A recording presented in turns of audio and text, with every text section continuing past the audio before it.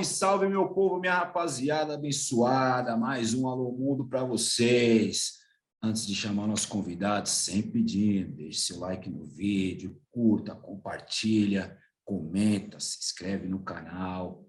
Segue a gente nas redes sociais também, @SambaPraVida, Instagram e Facebook. Também estamos em todos os players de podcast, Spotify, Deezer, Amazon Music, Apple Podcast, Google Podcast, enfim, milhares deles, tem um montão de opção para vocês. Pessoal, hoje meu convidado, um dos maiores da internet, quando o assunto é samba. Tenho a grata honra de recebê-lo aqui, pois, sim, foi uma das minhas referências lá no início, quando comecei a fazer esse trabalho de entrevistas aqui no YouTube, para as plataformas de áudio. Busquei muito material dele para pegar como referência, assim como já tive a honra de poder falar com o Pezinho que a Fórmula do Samba, o Fórmula Podcast, também foi uma das minhas grandes referências, uma das grandes inspirações para que eu pudesse fazer esse trabalho, para trocar ideias sobre samba, sobre cultura, sobre a nossa história enquanto sambista. Diretamente de Brasília, do Distrito Federal, Samba pra Vida tem a honra, tem o orgulho de receber Leandro Brito. Ô, meu irmão, prazer é meu. Diretamente do Rio hoje. Hoje você está no Rio, né? Conta aí como é que está sendo. Como que está sendo essa ponte aérea, cara? Brasília, Rio de Janeiro. Cara, é muito difícil, assim, viu? Não vou te falar que é fácil, não, porque já são mais de 10 anos trabalhando com internet, né, com YouTube. E, ao contrário do que muita gente imagina, as coisas não vão ficando mais fáceis, né? Na verdade, pode ser até que fiquem lá na frente, né? Mas, como eu ainda estou numa fase de intensa busca, eu acho que eu nunca vou deixar de ter essa vontade de buscar, né?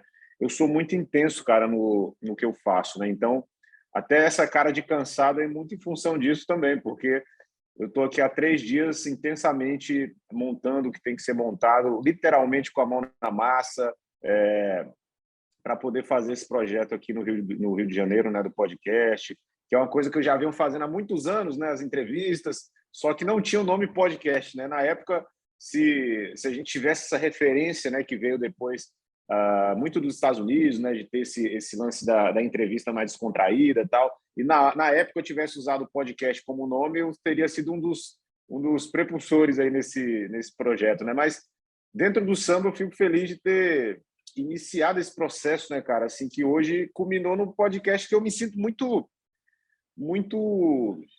como é que eu vou te dizer, cara? Eu me sinto muito motivado em continuar fazendo o que eu já fazia, mas nesse formato novo, sabe? Que aí foi popularizado por grandes podcasts aí que tem no mercado hoje em dia, né, de outros segmentos, mas nichado no samba, eu tô me sentindo desafiado a fortalecer cada vez mais esse tipo de formato, sabe? Mas, enfim, está sendo muito difícil, assim, de trabalho, mas muito gratificante, e eu estou muito esperançoso, cara, que vai ser mais um passo importante na minha jornada. Eu não tenho dúvida que vai ser mais um sucesso. Já vinha sendo sucesso lá em Brasília, acho que agora no Rio de Janeiro se aproxima mais até daqui de São Paulo, né? Então, é um formato muito interessante. Para quem é usuário de Apple, né? Então, o nome podcast é que a gente nunca dá atenção para os aplicativos que tem no nosso celular, né? Mas para quem é usuário de Apple, o podcast é nativo, acho que desde a versão 4. Desde o iPhone 4, ele já é nativo. E é que a gente nunca deu atenção. Mas vamos lá, que eu acho que o Brito ele se resume em três fases de vida.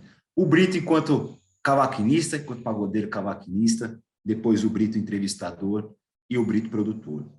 Vamos começar lá pelo Brito cavaquinista, lá de Brasília. Como começou essa paixão pelo samba?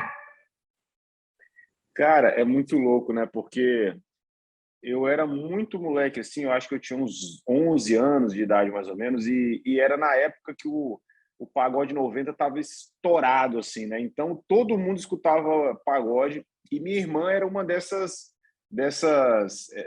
assíduas consumidoras de pagode, né? E ela é mais velha que eu, e ela ficava ouvindo muito, né? Muito, muito. Comprava todos os CDs que saíam, ela comprava. E Brasília sempre teve muita influência do rock, né? Então, assim, a gente ouvia muito rock, não eu, né? Mas, assim, as pessoas estavam ouvindo muito rock ali, os vizinhos, os amigos. Mas minha irmã era pagodeira demais, então ela só escutava pagode. E aí eu me apaixonei, cara. Eu ficava ouvindo ali os CDs que ela comprava. Logo eu comecei a ouvir também, comecei a pegar ali os CDs na mão ali, abrir, coisa de garoto, né? 11, 12 anos. Até que eu pedi um instrumento pra minha mãe, né? Falei, mãe, compra um cavaquinho para mim e tal. Ouvi aquele pessoal tocando aquele instrumento pequeno ali. Eu falei, cara, eu quero tocar isso aí. Aí passou um dia um cara na frente da minha casa lá vendendo uma harpa, né? Mas assim, na cabeça da minha mãe era a mesma coisa, porque assim, um negócio pequeno com corda, né? E eu lembro que ela comprou uma harpazinha assim, cara. Não sei nem se hoje em dia o pessoal vende, mas enfim. E aí aquilo ali eu gostava porque eu ficava dedilhando ali e tal, e comecei a tomar, a ficar familiarizado com as cordas, né? Enfim. E logo em seguida ela comprou de fato um cavaquinho para mim. Aí eu comecei, cara. Eu sempre fui assim muito empenhado nas coisas, né? Então, assim, eu de cara comecei a me aprofundar no cavaquinho, comecei a estudar bastante. E era coisa de maluco, né? Porque assim, eu nem morava em Brasília, na verdade, eu morava num local chamado Céu Azul, que é como se fosse, na verdade, é a periferia de Brasília, assim. Ela fica meio que ela é em Goiás, mas é na divisa com Brasília. Então é meio que a gente chama que é o entorno de Brasília. E ali, cara, se em Brasília já era difícil você se sentir próximo do centro do samba, imagina você estando no entorno de Brasília, que era 40, 50 minutos do centro de Brasília, não tinha internet, não tinha grupos tocando ali próximo para eu poder ficar vendo, não tinha... Tinha um cara que tocava cavaquinho e era esse cara que eu colei ali, ia na casa dele para poder pegar algumas dicas. Ricardo, o nome dele. Mas depois, cara, eu fui indo atrás e um amigo meu tinha internet, aí tinha um amigo que tinha um computador, aí eu ia na casa dele, pô, imprime aí para mim umas coisas aí e tal. Ele imprimia. Enfim, cara, eu fui me aprofundando, mas sempre querendo ser o melhor possível, sabe? Eu acho que isso é importante na nossa vida, sabe? Não fazer nada por acaso. Eu me irrito muito quando alguém tá fazendo as coisas com desleixo, sabe? Eu acho que a gente vem de uma situação tão difícil, cara, sem fazer drama, mas assim, é muito difícil a vida, né, cara? Ainda, se a gente não der o nosso melhor, aí que fica impossível da gente conseguir conquistar as coisas, né? Então, assim, numa região afastada, uma dificuldade imensa de tudo. Se eu não der o meu melhor, depois eu vou ficar arrumando desculpa para não ter conseguido. Eu não queria arrumar desculpa, né? Eu acho que isso é um erro de muita gente procurar desculpa por não ter dado certo em alguma coisa, né? E eu não queria ser esse cara, né? E aí eu me dedicava pra caramba, até que montei um grupo por ali e tal. Comecei a ensaiar com esse grupo. Só que, assim, aí me adiantando um pouco, aí no futuro eu tive que largar o grupo, mas não larguei a música, né? E continuei na música. Mas o início no cavaco foi isso, cara. Foi muito em função da minha irmã e desse amor que eu tive pelo samba ali quando eu comecei a ouvir muito ali na época dos anos 90. Claro, a gente começou ouvindo os grupos dos anos 90 ali, Exalta, Soweto, mas depois a gente foi se aprofundar para ver de onde surgiu aquilo ali, né? Aí a gente começou a ouvir muita coisa, eu colecionava CDs do Fundo de Quintal, comecei a colecionar Nelson Cavaquinho, Bete Carvalho, tudo. Aí eu lembro que tinha aquelas coleções que eram lançadas, assim, né? Tipo, todos os CDs do Nelson Cavaquinho em vários volumes. Aí tu ia na loja e tinha lá, você comprava o conjunto todo lá, a coleção toda. Enfim, cara, e fui me aprofundando. Mas é uma coisa que parece que, sei lá, cara, eu não sei se eu aprendi. Eu acho que eu já meio que nasci essa predisposição para música, sabe? É muito louco isso. Eu fiquei pensando nisso hoje, cara.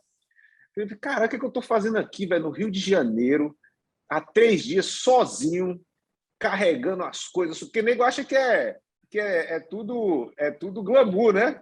Mas carregando coisa, montando, lixando e tudo. Eu falei, cara, mas por quê? Pela música, né, velho? Pela uma coisa que a gente ama, né? E quando a gente ama uma coisa, as pessoas não entendem o porquê, mas lá no fundo a gente sabe porquê, né? Enfim, uma resposta longa, mas é por aí. Não, mas é fascinante. O seu reflexo não é muito diferente de muitos daqui de São Paulo, não. Sobretudo essa base dos anos 90 foram de grupos paulistas. A base, né? Sim. E a gente, mesmo que a gente tenha acompanhado mais de perto do que os brasileiros ou os goianos, a gente também tinha muitas dificuldades, não era sempre que dava para ir no pagode para ver, não era sempre que dava para comprar as revistinhas, não era todos os amigos que tinham internet em casa para poder baixar as músicas.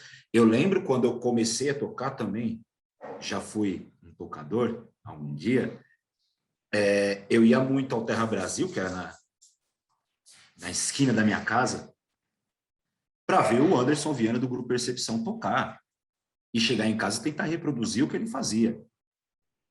Isso porque nem sempre tinha grana para fazer. Então, às vezes, a falta de grana não te impede de você se dedicar.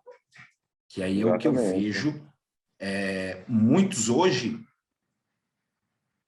que falam que jogam a culpa de tudo, de uma falta de dedicação em cima do dinheiro, né? Porque eu não consigo, porque eu não tenho dinheiro. Não, dinheiro não é tudo.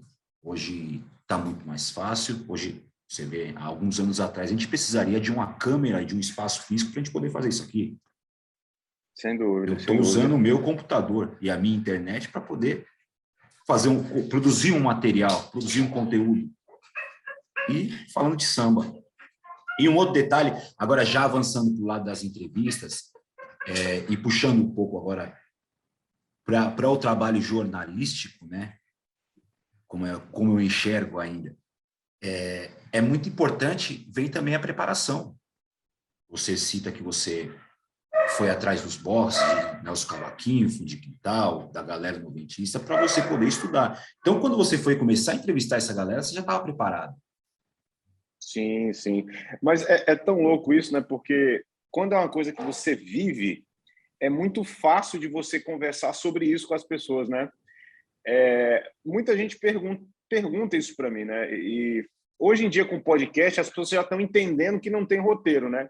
Só que naquela época, como era mais visto como entrevista, e as pessoas ficavam muito surpresas quando eu falava que eu não levava pergunta, não levava nada. Eu só sentava lá e, na hora, eu ia conversando. E muita gente se surpreendia, falando, pô, mas como é que tu faz isso? E se der um branco? E, pô, e se tu esquecer pergunta?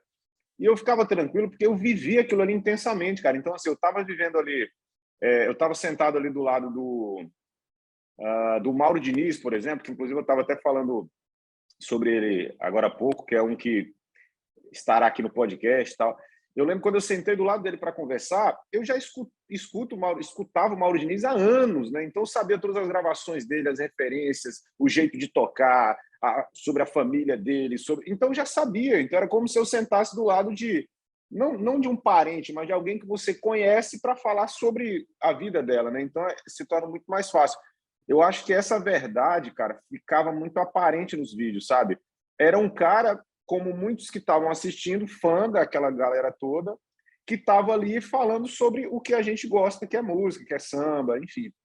E, assim, o lance das entrevistas surgiu muito porque eu sempre buscava crescer o canal, sabe? Porque, assim, uma coisa que a gente precisa ter realmente são números, né? Apesar da gente fazer porque a gente ama, eu comecei a mexer com isso porque eu amo, só que eu tenho que buscar resultado para aquele esforço que eu estou tendo, né?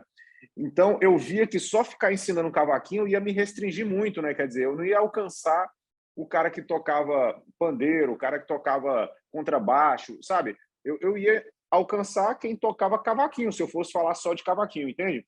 Então, eu pensava, cara, eu preciso ampliar os horizontes. Aí eu comecei a buscar a ideia assim, não, eu vou conversar com músicos ali que vai interessar, né? Pô, estou conversando com o Mauro Diniz, mas o violonista vai querer ouvir o que ele tem a dizer, né? O contrabaixista vai querer ouvir, sempre pensando nos músicos, né?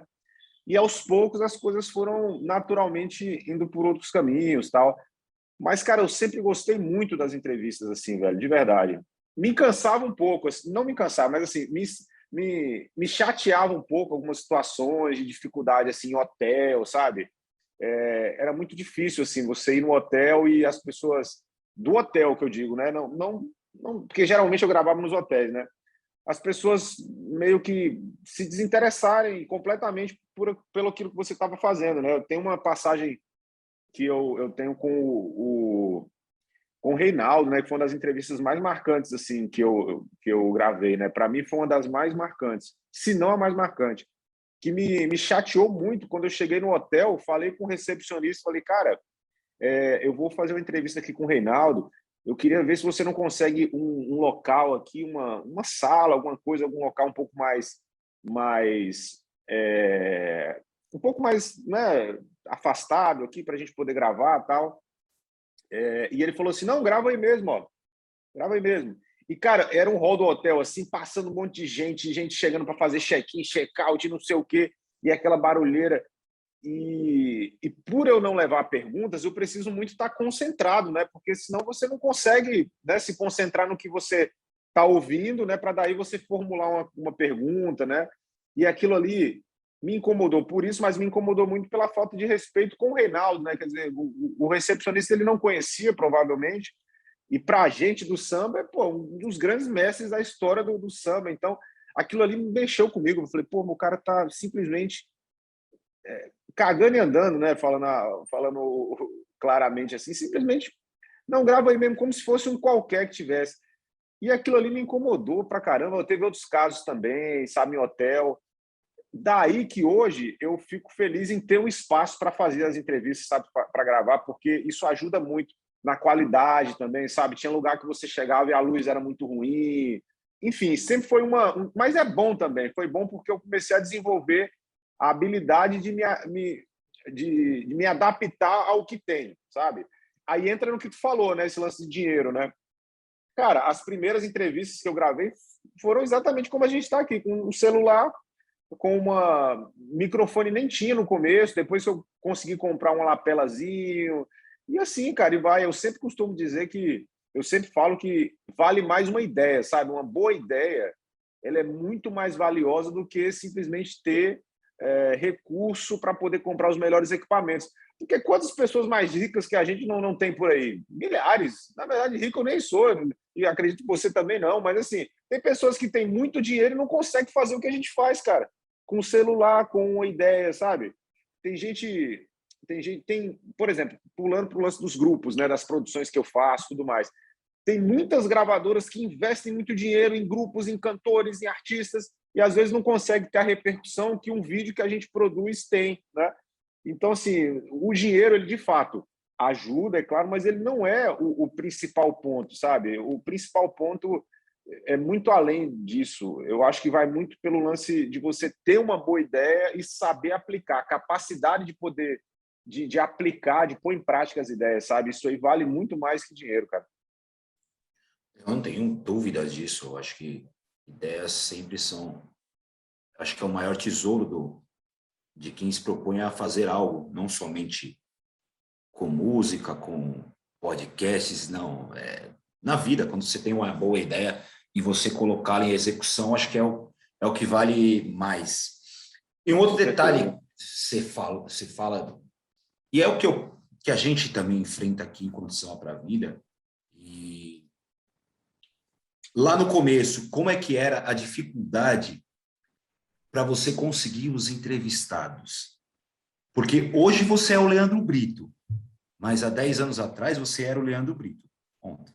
Sim, exatamente. Cara, eu sou um cara, eu não gosto de ouvir não, sabe, das pessoas, assim. Não é que eu não faça alguma coisa pensando, com medo de ouvir um não, mas assim, se eu te convido para alguma coisa, eu só te convido quando eu tenho praticamente certeza que você vai dizer sim, sabe? Porque eu não gosto de ficar ouvindo não, sabe? Não sei por quê, não gosto. Então, assim, eu sempre ia nas pessoas que eu tinha uma leve certeza que diriam sim. Mas eu ouvi vários. Eu não ouvi tantos nãos, mas a gente sabe quando uma resposta é um não mascarado, sabe? Tipo, pô, não tem, não vai ter agenda, então vai chegar muito tarde, não sei o quê, sabe? Então, assim, a gente passou por muitas situações assim, né? Teve pessoas que disseram não e depois se desculparam. Isso eu achei bacana, cara, de uma pessoa que disse não no começo e depois falou, não, Carol, realmente eu falei não porque eu não via uma perspectiva, tal, não via que o trabalho fosse algo tão importante, mas depois eu vi o quanto o trabalho cresceu e desculpa, tal. Cara, eu achei aquilo ali uma grandiosidade como pessoa, sabe? De reconhecer. Só que eu também nunca me abalei pelos nãos, porque eu tinha a minha certeza, sabe? E eu sei que o meu trabalho não ia depender de uma pessoa. Não é porque uma pessoa não aceitou que o meu trabalho todo vai por água abaixo. Não. Essa pessoa, ela não, na minha cabeça, de me motivando, essa pessoa não vai ter o privilégio de participar dessa jornada, porque eu tinha certeza que o negócio ia andar. Mas, assim, não foram muitos nãos, para ser sincero, assim, cara. Eu tive muito mais alegrias, assim, sabe? De grandes artistas que aceitaram no começo. Sorriso Maroto, por exemplo, aceitou no comecinho, assim. O Tiaguinho, cara, pô, entrevistei o Tiaguinho, assim, que é um cara que... É um cara... Não é, ele não é... Ele não está próximo de qualquer trabalho, assim, em relação à entrevista. Ele não vai em qualquer lugar. Quer dizer, então, para ele ter ido lá no canal, ter dado uma entrevista para mim, foi assim abriu muitas portas, porque outros artistas viram e falaram, pô, se o Tiaguinho foi, então eu vou também, porque rola isso, né? Pô, um artista tão grande deu o aval dele é porque é um trabalho sério, né, e tudo mais. Então, assim, eu tive muito mais alegrias, cara, mas teve um ou outro não, assim, que a gente guardou ali, né, e deixamos para lá. Procurei nem me prender muito, não. Ter feito essa entrevista com ele, ter feito a entrevista com o Sorriso Maroto, com vários assim grandes no começo, né? Então assim isso me abriu muitas portas. Eu acho que eles confiaram também no meu trabalho pela seriedade que eu sempre mostrei, sabe, cara? Assim, eu sempre tive muito cuidado com a forma de abordar, com as perguntas, o direcionamento que eu fazia dos papos, sabe? Porque a gente sabe que a internet o que rende é realmente a zoação, essa coisa. Só que eu tinha certeza que se eu, coisa totalmente inimaginável, mas se eu fosse por esse lado, ia me fechar portas, né? Porque muito artista não ia querer participar. A gente sabe como funciona, né? Tem cara que não vai querer participar, não ia querer. E eu fazia totalmente o contrário disso. Eu sempre ia com muita educação, muito cuidado. Sempre deixava claro que se qualquer coisa que a pessoa não quisesse que fosse para o ar, a gente tirava, sabe? Porque às vezes acontece, né? Do cara soltar alguma coisa, falar, pô, acho que aquilo lá que eu falei, eu tirava, não tinha. Aconteceu poucas vezes, mas enfim, eu deixava bem claro que a minha intenção era realmente um registro que a pessoa ficasse orgulhosa daquilo, não que gerasse problema para ela, sabe? E esse tipo de atitude, assim, eu senti que abriu muitas portas para mim. Sem dúvida, eu também. Eu tenho muito essa preocupação enquanto a essas polêmicas, de não cair nesse campo minado, porque é um campo minado, né? Sem dúvida. Infelizmente, o mundo artístico, e por conta muito de uma indústria que dita algumas regras de como que tem que ser, como que não tem que ser, a gente pode cair num campo minado que pode prejudicar a imagem do artista e a nossa consecutivamente. Sem Mas dúvida, principalmente a imagem de quem a gente conversa precisa primeiro estar em primeiro lugar. A gente, enquanto comunicadores, acho que preservar essa imagem do artista é o primeiro passo, né? Acho que é o primeiro caminho que nós temos que fazer para que ele se sinta à vontade, porque, como você falou, o Tiaguinho apareceu contigo, Sorriso apareceu contigo e abriu portas. Se cair uma polêmica lá atrás, nessas aí, as portas que foram abertas poderiam não estar hoje. Sim, sim. O lance da polêmica é uma coisa que acaba sendo inevitável também, sabia? Porque à medida que o trabalho vai crescendo, você... É uma frase que eu sempre lembro, que crescer dói, né? Então, assim, quando você cresce, vão aparecer situações difíceis, né? O que não pode ter nunca, na minha visão, é um tipo de situação criada por falta de caráter ou cuidado seu, sabe? No sentido de, pô, o cara criou uma... Sabe aquelas entrevistas maliciosas que a gente às vezes vê pessoas fazendo? Isso aí é uma coisa inadmissível, né? Agora, cara, uma coisa que já aconteceu comigo e é inevitável acontecer, vai acontecer contigo, qualquer pessoa que faça entrevista, declaração que você não consegue controlar situações que acontecem, né? Então, tem situações que acontecem. Só não acontece para quem não faz o que a gente faz, né? por exemplo, se a gente não está disposto a passar pelas situações difíceis, a gente não vai crescer, porque é normal quem cresce passar por situações difíceis e tal. Mas o que realmente eu sempre prezei, prezo sempre, é mostrar a minha ética, o meu profissionalismo, minha seriedade com aquilo que eu estou fazendo, entendeu? Isso aí abriu portas. Eu lembro do Xande, cara, eu fui entrevistar o Xande de Pilares lá foi aqui no Rio, no teatro, era um teatro, cara, esqueci o nome do teatro. Era uma peça que ele ia participar. Aí eu marquei para gravar a entrevista com ele no camarim, né? E eu lembro que eu cheguei, e o Xande vai estar aqui, inclusive. E o Xande, ele é um cara muito inteligente, ele é muito observador. Eu sempre tive também muita facilidade em ter a leitura das pessoas, sabe? Tipo assim, eu tô te olhando aqui, mas eu já imagino como você é, como é a sua pessoa, assim, sabe? E eu tenho essa... Dificilmente eu erro. E aí eu já tinha É boa? sacado... É boa a É imagem? boa, é ótimo, é ótimo, é ótimo. E assim, com o Xande eu já tinha sacado assim, o jeito dele. Eu sempre percebi ele aquele cara observador, que ele percebe como é a pessoa para ver se dá confiança ou não, sabe?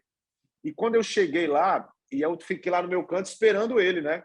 Quando ele chegou e ele não me viu, aí começou a conversar com a produtora dele, tá, não sei o quê, não sei o quê, não sei o quê, não sei o quê. Aí, de repente, ele, pô, cadê o cara de Brasília que ia gravar comigo? Aí eu tava atrás, né? Aí ela falou, tá ali. Aí ele, oi, e aí, rapaz, tudo bom? Pô, parabéns lá, acompanho e tal, não sei o quê.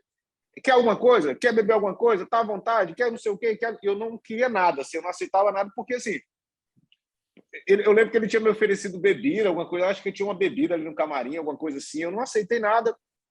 E pode parecer viagem da minha cabeça, mas eu senti que ele quis ver, pô, deixa eu ver se ele tá aqui realmente para fazer o trampo ou tá aqui como muitos a gente sabe que fazem, que tá ali só para estar no meio da bagunça, sabe? Querendo estar com os artistas. Não sei, mas eu tive a impressão que ali ele viu, pô, esse cara aqui não tá de bobeira, ele tá aqui realmente fazendo um bom trabalho e tá aqui pelo trabalho. Então, saber chegar e saber sair, sabe essas frases que a gente sempre escuta, isso é muito importante, cara, nesse meio. O Prateado me falou isso esses dias, cara. Ele falou, velho, uma coisa que eu admiro em você, ele me falou, é que você soube chegar no meio do samba sem desrespeitar ninguém, sem achar que é mais do que é, sem fazendo o trabalho, sabe? Então, assim, e o Prateado é exatamente esse perfil, eu percebo também. Ele procura sacar quem é a pessoa, sabe? Eu acho que a gente, todos nós temos um pouco disso, né? A gente faz uma leitura da pessoa para saber, pô, deixa eu ver. E, assim, graças a Deus, eu conquistei assim, a confiança de gente que eu sempre fui fã e que abriram portas para mim, sabe? O Prateado mesmo é um cara que eu nunca imaginei ter o contato que eu tenho com ele, sabe? De conversar aqui, né? Não são tantas vezes, mas a gente às vezes conversa aqui no WhatsApp e ele fala algumas coisas que eu fico lendo e falo, cara, não acredito que eu estou lendo isso de um cara que ajudou a construir essa história que lá naquela época que eu estava lá em casa com 12 anos, eu ouvia as músicas dele, né? Estava ouvindo as produções dele, né? E hoje é um cara que eu tenho uma proximidade, outros grandes artistas também. Então, resumindo tudo, cara, é muito em função da forma que você chega, sabe? Eu acho que você ter um cuidado com a sua conduta é muito importante, né? Com certeza.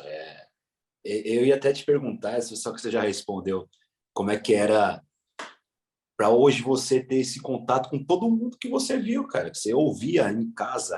É muito louco. Para mim, um reflexo.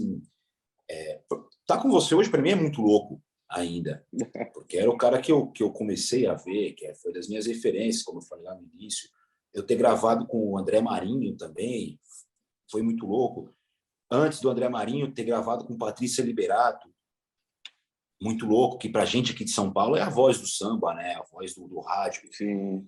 E uma marca para mim, que eu acho que foi antes que, enquanto comunicador e enquanto sambista, foi eu ter gravado do seu Moisés da Rocha, que para mim é o maior marco do rádio quando se fala de samba. É o cara que ainda está em atividade, o samba pede passagem até hoje com ele. Então, é muito louco esses negócios. E quando você fala de polêmica, teve o caso do Só uma passagem, só para não perder o gancho. Sim. sobre o André Marinho, né? Eu assistia, cara, os vídeos dele também. E ele depois, ele até me mandou uma mensagem há uns anos atrás, falando, cara, parabéns, eu não sei como é que você consegue fazer, porque eu vejo você fazendo e tal, e eu lembro como era difícil. E realmente, se é difícil para a gente, é aquela história, quanto mais o tempo vai passando, a tecnologia vai facilitando, né? Então, na época dele, eu tenho certeza que era bem difícil. E sobre essa questão de amizade, né, de contato com os ídolos, né, cara, eu sou muito fã do Mauro Diniz, né, até por ser cavaquinista, né, então, assim, cara, eu acho o jeito dele tocar, a elegância dele, sabe, eu acho que é um tipo de personalidade que não sei se daqui a uns anos a gente vai ver com tanta frequência, sabe? A elegância, o cuidado, o trato com as pessoas, sabe? A educação, além de ser um super talento, né? Mas, enfim, eu estava numa gravação, numa produção de uma grande cantora e uma pessoa muito bacana também, aqui do Rio, que é a Karina, uma cantora de samba aqui do Rio.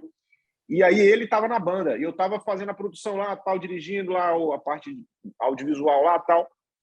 E ele chegou, eu já tinha gravado entrevista com ele, já tenho um contato com ele, mas ele, Leandro, e aí, como é que você tá, meu irmão? Pô, terminando aqui, passa lá em casa, vamos lá em casa para jantar, não sei o quê, pô, meu amigo, não sei o quê. Putz, eu ouvindo aquilo, eu falei, caramba, velho. Ele me trata como um amigo, assim, né? Como um colega ali, como uma pessoa próxima. E é uma coisa totalmente surreal para mim. No fundo, você sempre fica pensando, pô, velho, olha que coisa bacana, né? Que confiança que você ganha de pessoas que têm experiência, né? Elas sabem quem é quem, elas sabem como funciona esse business, né? Então, assim, eu fico muito feliz, cara. Isso tudo é reflexo eu acho que muito da criação, sabe? Eu acho dos princípios que minha mãe me passou, meu pai me passou, sabe? Eu acho que isso tudo a gente leva realmente para a vida, sabe, velho? E eu acho que não existe a minha vida profissional, a minha vida pessoal. Não, você é você. O que você faz na sua vida profissional é reflexo do que você é, do que você aprendeu, né, na sua vida. E eu sou muito feliz e grato pelas coisas que meus pais me ensinaram, cara. Porque eu tenho certeza que abriram também as principais portas se abriram para mim em função disso que eu aprendi com eles, sabe? Da educação, de tratar as pessoas bem, do respeito. Enfim, só esse parênteses mesmo para pontuar. Entendeu? E a gente fechando o assunto entrevistas, podcasts e afins. Para o seu primeiro podcast já deu o que falar, né? No primeiro. Como foi para você, independente do que foi dito, do que não foi dito, como é que foi para você absorver aquela enxurrada de manifestações? Cara, assim, eu, eu não tinha costume de ter uma polêmica tão grande assim, né? Porque os meus vídeos nunca foram pautados por isso, assim, né? Mas não foi um momento fácil, não. Mas também eu acho que é aquilo que a gente fala, cara. Você vem construindo todo um processo, né? Um trabalho, né? E quando você constrói de forma sólida, né? Ele não vai ruir ou não vai ser contaminado por uma ou outra pessoa que de repente queira te criticar, né? Mas assim foi um momento assim bem marcante. Fiquei um pouco triste assim com algumas coisas que eu li, né? Porque não vou nem entrar no mérito, mas assim muitas coisas sem fundamento, sabe? Eu acho que hoje em dia as pessoas esqueceram o poder da palavra, sabe, cara? A gente quer ver? Eu acho que foi há uns 3 meses. Acho que um filho de uma cantora se suicidou porque as pessoas estavam comentando, falando mal dele na internet. Aí ele foi e se matou, né, cara? Não estou dizendo que era o caso, mas assim, estou contextualizando. Olha como a palavra tem poder, né? Então, assim, muita gente acredita que a internet ela pode falar o que quiser e que não vai atingir ninguém, mas atinge, cara. E aí, não para mim, mas eu ficava lendo algumas coisas e pensando, pô, como é que a pessoa se dá o trabalho de querer ofender as pessoas desse jeito? E em vários casos eu vejo isso, né? Em vários casos, né? De querer ofender a honra da pessoa, falar que a pessoa é isso. E muitas vezes a gente sabe que não é. Muitas vezes a gente sabe que não é.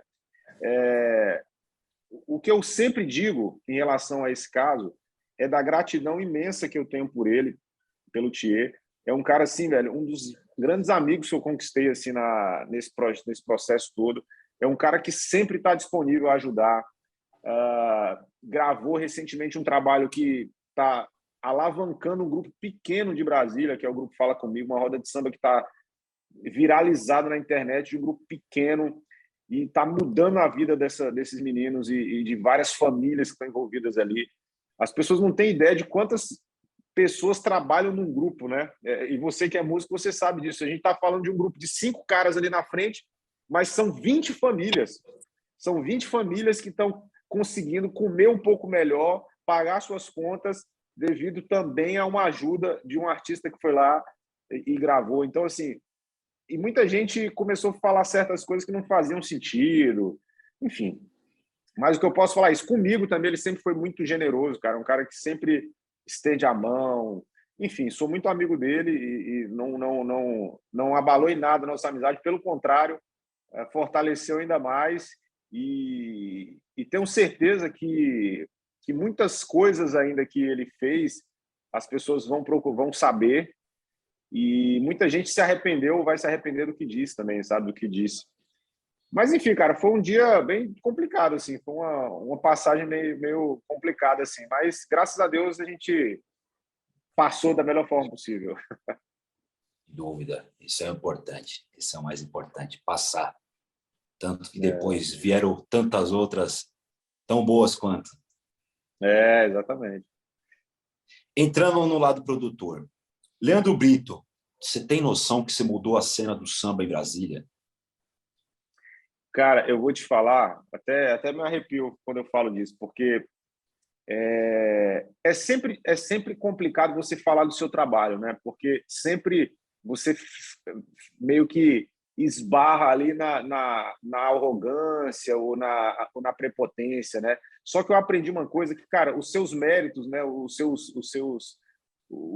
sucessos, você tem que realmente falar, né? Eu acho que faz parte você, né, falar as suas conquistas também, né? E eu fico muito feliz, cara. Eu não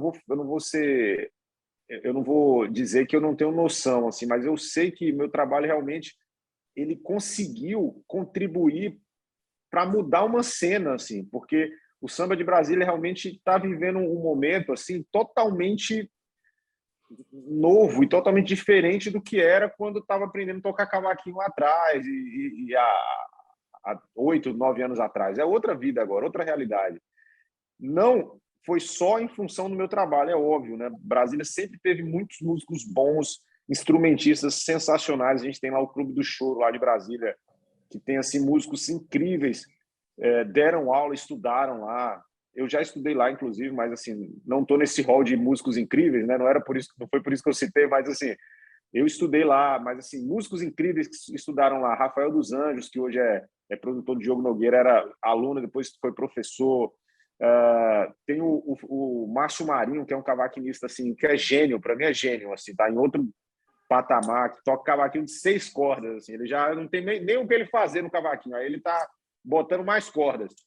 Mas enfim, então Brasília sempre teve músicos incríveis. O que faltava era alguém que fizesse esse elo entre o resto do Brasil e Brasília, né? Então a gente precisava mostrar isso para o Brasil.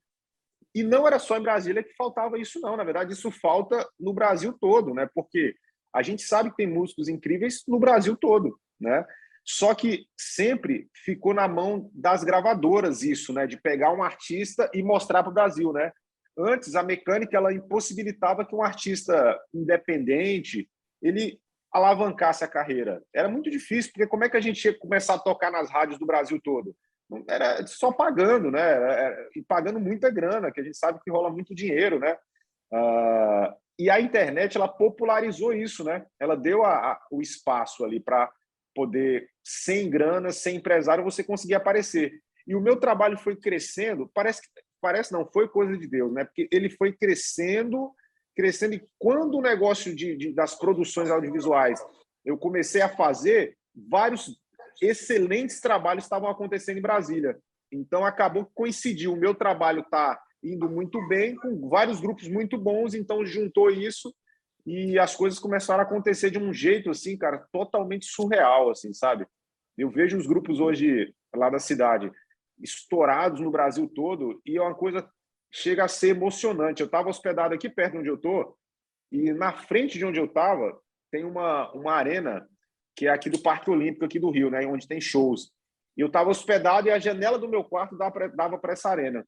E aí estava um banner imenso assim do show da semana seguinte, e um dos artistas gigantescos que estava lá na minha frente era o De Propósito, que é um grupo que a gente gravou lá o primeiro trabalho, e estava lá o Kaique, lá gigante na minha frente do hotel, assim, quer dizer, aí tu olha para aquilo, tu fica, pô, feliz demais. Mas volta a dizer, os caras vêm trabalhando há muitos anos também, né? O De Propósito tem... o vídeo que eu gravei deles era comemorando 9 anos, então, assim, agora o grupo deve ter o quê? Deve ter lá por volta de mais de 15 anos já. Só que a gente foi unindo forças, né? Eu acho que isso que aconteceu em Brasília, a gente foi unindo forças. E o Menos é Mais também é outro caso, né? Que é um grupo que tem pessoas assim muito inteligentes, cara. Eu acho que a capacidade intelectual e de gestão do Jorge, do Góes, que são enfim, os gestores lá, e músicos também, né? São da capa do grupo. É uma capacidade também acima da média, né? Então, os caras eles têm a visão do negócio, né? Do que acontece por trás ali do palco, né? Isso é muito importante. E somado com músicos incríveis ali que tocam muito bem, acabou que foi um encontro também de muito sucesso, né, cara? Então, assim, eu fico feliz, cara, não em ter sido o responsável, mas por ter feito parte e ter tido um papel importante nisso, sabe? Isso aí me envaidece muito, mas foi uma junção de fatores, assim, sabe?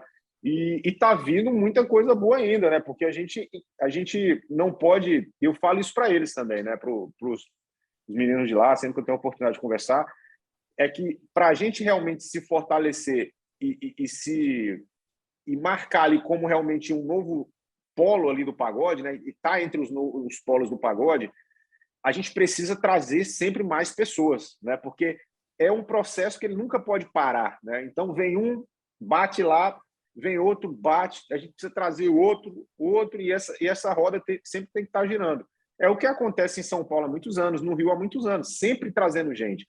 E é isso que a gente precisa fazer. O Fala Comigo é um trabalho agora que vem dando frutos assim muito positivos.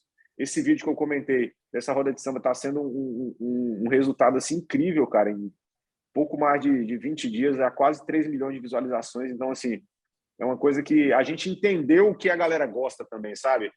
Eu acho que esse é o grande segredo. Você entender o que o cara lá na casa dele quer assistir e saber por que ele para assistir um vídeo. Você já parou para pensar assim, por que uma pessoa para assistir um vídeo? Ah, porque a luz está bonita? Porque a música é legal? Por quê? Por que ela para 1 hora do dia dela para assistir um vídeo? Então, eu sempre fico pensando isso. O que faz você parar o seu dia corrido para assistir um vídeo? Tem que fazer uma coisa que te faça parar para assistir. E quem parar para assistir? Qualquer pessoa? Não, o pagodeiro. Porque o pagodeiro ele tem um gosto diferente, né? O pagodeiro, de fato, ali ele assiste e o olhar dele é diferente de um fã comum, que é aquele cara que curte tudo. Você já percebeu? Se você que é um músico senta assistindo um vídeo e um outro cara senta do seu lado para assistir, você vai ver coisas que ele não vai ver e vice-versa, né? Então, assim, é uma mecânica complexa, até meio maluca, assim, né? Só que eu acho que aí que está o segredo, sabia? Porque não está no dinheiro, como a gente falou. Porque existem pessoas com muito dinheiro, gravadoras gigantescas, que poderiam produzir conteúdos e produzem conteúdos lindíssimos, coisa cinematográfica. Só que às vezes vem você com uma ideia, uma coisa simples e bate lá e o trabalho estoura, né? Esse desafio também é uma coisa que me contagiou, sabe, cara? Eu sempre fico buscando esses segredos, sabe? Por quê, velho? Por que aquilo deu certo? Por que aquilo não deu? Por que esse meu vídeo deu certo e esse meu vídeo não deu? Porque acontece também. Às vezes tem vídeo que você, pô, esse aqui ia, não foi. E tem aquele, por exemplo, o do Encontro de Batuqueiros, eu tinha certeza que ia viralizar. Eu tinha certeza. Quando eu vi, eu falei, não tem outra. Falei pro Naná aqui, lá do grupo, falei, Naná, vai estourar, não tem jeito. É muito bom, velho.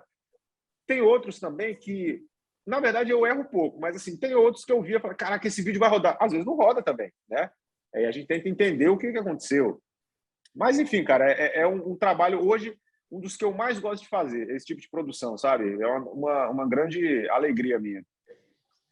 Você tem oportunizado muita gente, cara. Você tem dado oportunidade para muita gente. Sua visibilidade é muito grande, é gigante para dentro do segmento. Então, você abrir as portas, lógico, é um trabalho. Então, a gente sabe que tem uma remuneração justa, mas você abrir essas portas para que grupos desconhecidos, para você seria muito mais fácil você vender o espaço para Sorriso Maroto, Turma do Pagode, Thiaguinho. Era muito mais fácil para você. Você poderia viver perfeitamente só disso, e não ia mover a palha. Mas eu acho que aí entra o lado Brito inconformado, que não deixou, que falou, pô, eu prefiro trabalhar um grupo desconhecido ainda. Porque se você parar para prestar atenção, verão 2019 para 2020, antes de pandemia, você poderia ir em qualquer praia, do Oiapoque ao Chuí, que o que estava tocando no quiosque era o quê? Menos é mais. É. Cara, Menos é mais. até uma passagem, eu fui de férias agora, no início do ano, acho que foi março desse ano. Eu fui até falei isso para eles. Eu fui para Recife, né, ali para Porto de Galinhas. E cara, em todo absoluto lugar que eu ia, só tava tocando Menos é Mais, uma coisa assim absurda assim, sabe? E aí eu cheguei no hotel, aí o hotel tem uma área de cinema que eles passam lá vídeos tal para o pessoal. Aí o vídeo da noite, hoje às 19 horas, DVD Menos é Mais. Cara, um sucesso assim surreal, né, velho? E é o que você falou, né, cara? Você vê que é uma coisa que era inimaginável alguns anos atrás, né? Inimaginável, um grupo independente explodir, estourar no Brasil todo, né? E foi assinar com gravadora depois que já tinha acontecido, né?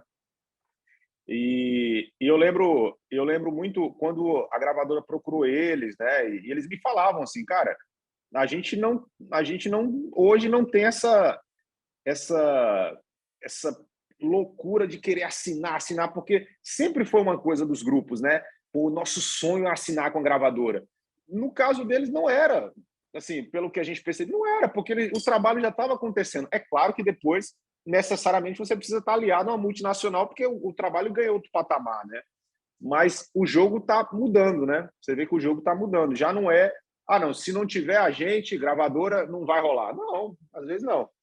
Mas, enfim, esse sucesso que você estava falando realmente foi gigante, cara. Assim, 19 para 20, né? 2019 para 2020, entrando agora em 2021 também, né? O negócio está aquecido, né? Daqui a pouco falaremos que Leandro Brito é a Chic Show Cascatas dos anos 2020.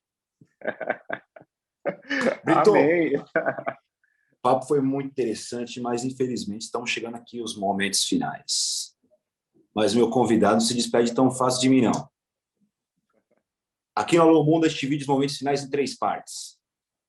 Primeira delas, Leandro Brito, se você tivesse o poder da caneta, que samba que você gostaria de ter escrito? Cara, que pergunta difícil, hein? Olha, eu vou te falar o primeiro que veio aqui na minha cabeça, que é um samba que todo mundo que toca, né? Porque é muito pedido, mas que às vezes a gente canta e toca sem observar a letra, né? E a contextualização daquela canção, que é o Show Tem que Continuar, né, cara? Que é uma música assim que eu acho um samba incrível, assim. E se Deus tivesse me abençoado com essa composição, eu estaria muito feliz. Mais uma vez, deixa eu continuar aqui. Acho que já pode pedir música no Fantástico.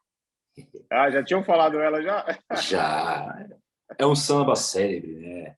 É um É, daqueles sambas imortais, né? Assim como o Aquarela do Brasil, de Silas de Oliveira, Espelho Meu, da Portela, Conselho ao Miguel Neto. Tem alguns sambas que são imortais.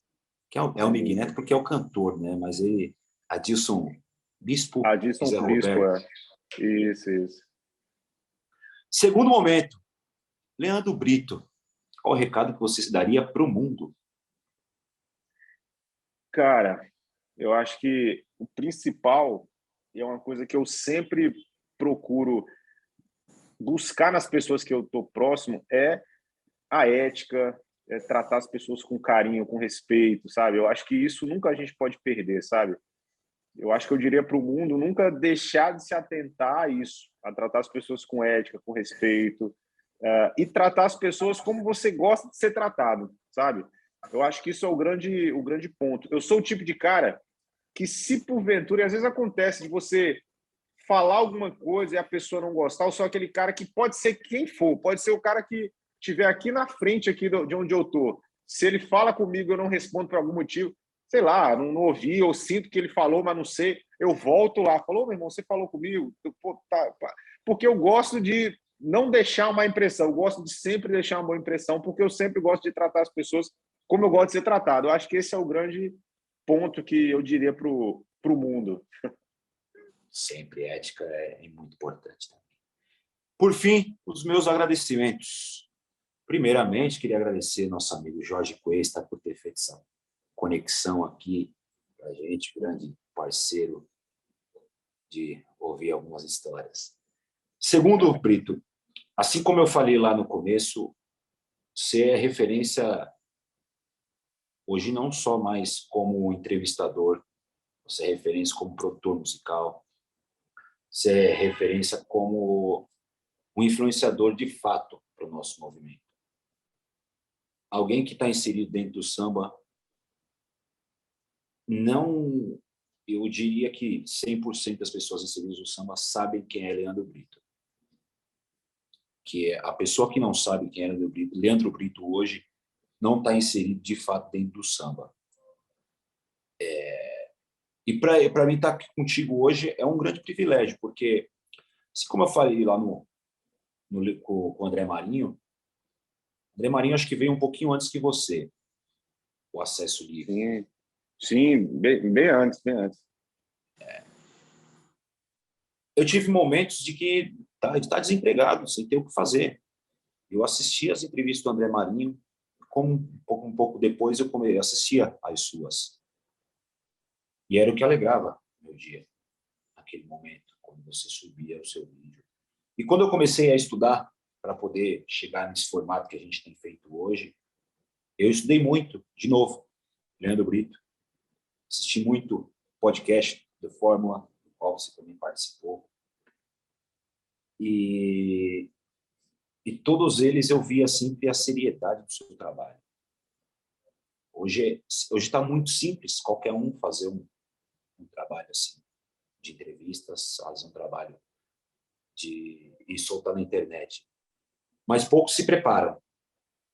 Poucos se preparam. E eu vejo sua preparação. Então, para mim é motivo de orgulho ter você aqui comigo. Porque eu me espelho no seu trabalho e espelho muito no que você pode fazer ainda pelo samba. Então, eu agradeço a Deus pela sua saúde, pela sua vida, e agradeço pelo que você tem feito pelo samba ao longo de todos esses anos. Muito obrigado, cara. Ô, meu irmão, eu que te agradeço, cara. Eu queria também te agradecer pelo convite, né? Deixar aí o meu apoio ao seu trabalho também. Eu sei o quanto é difícil, eu sei que acontecem dificuldades como cair o computador e você tem que se virar e tem outro entrevistado e remarcou horário, eu sei como é difícil. E eu sei que esse momento que você está passando agora é um momento, em relação a esse trabalho, de realmente fazer por amor, né? Porque ama e não por querer buscar retorno, né?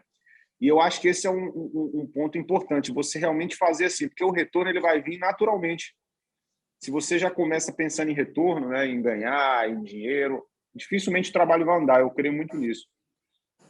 E eu queria te agradecer também por essas palavras, cara, porque por mais que o trabalho agora já esteja há muitos anos acontecendo, né, e graças a Deus está indo super bem, nunca é fácil, né? Então, assim, a gente abre mão de muita coisa, a gente deixa de estar com a nossa família. Isso é, de fato, uma verdade, cara.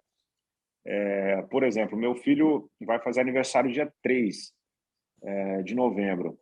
E dia 3 de novembro eu vou estar aqui nessa sala fazendo o podcast com o Jorge Aragão.